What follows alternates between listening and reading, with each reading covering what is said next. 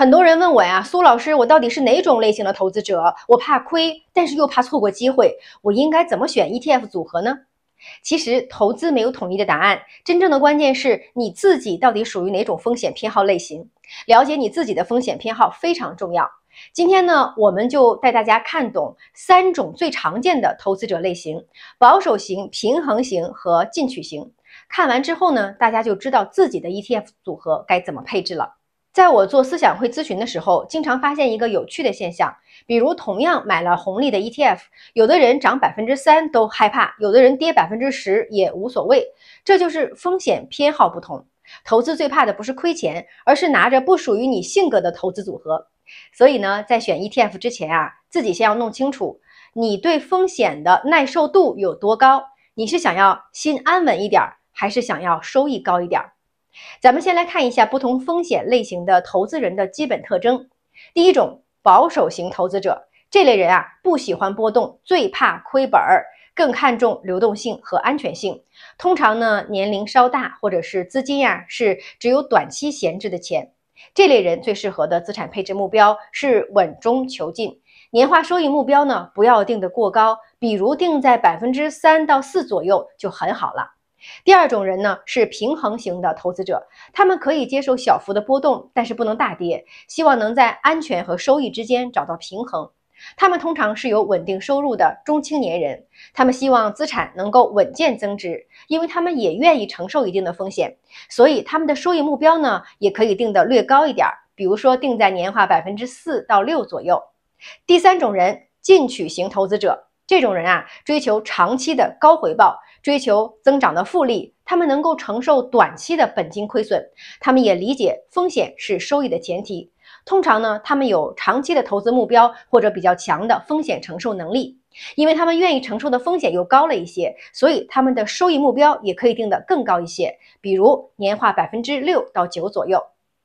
那怎么给不同风险偏好的人用 ETF 来做资产配置呢？对于保守型的投资者来说呀，他们的投资目标应该是保本加略增值，本金安全大于收益的欲望。比如说40%配置货币基金加短债 ETF，40% 呢配置债券 ETF，20% 配黄金 ETF。对于这类人，债券和短债 ETF 是主力，黄金 ETF 做防守。这个组合的特点就是本金几乎没有波动，但是收益有限。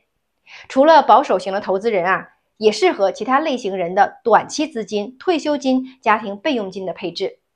那对于平衡型的人来说呢，可以30%配红利 ETF，30% 呢配债券 ETF，20% 配黄金 ETF，20% 配宽基 ETF， 这是最主流也是最容易让大家坚持的类型。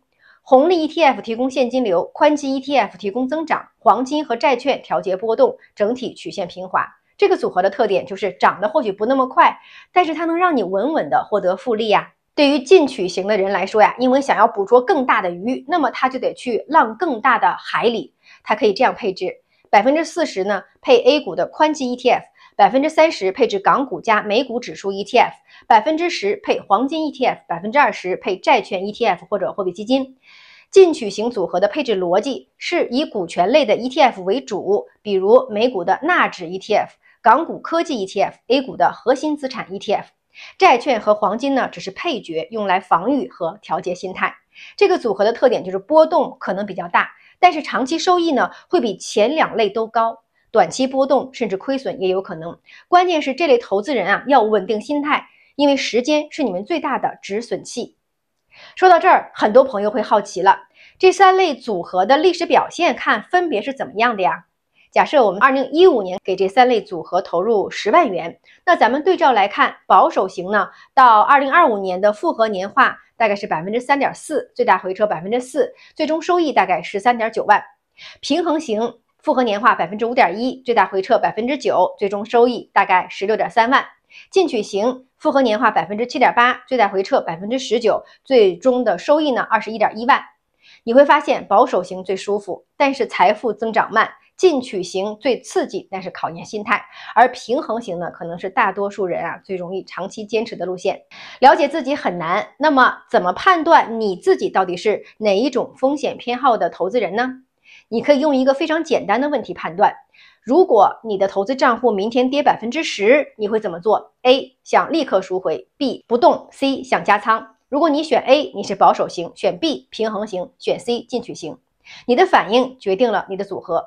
不一定要选最赚钱的组合，因为可能你的心态不稳，会中途割肉离场。要选能让你睡得着觉的组合，这样你的身心都会平衡健康。说到底ETF 不是用来赌博的，而是用来构建系统的。保守型要守，平衡型要稳，进攻型是攻。3种类型没有优劣，只有是否匹配你的人生阶段。当你自己清楚的知道自己是谁，目标是什么，那你就能拥有稳定的理财系统，而不是在市场的情绪里随风摇摆。我是苏涵，我们下期见。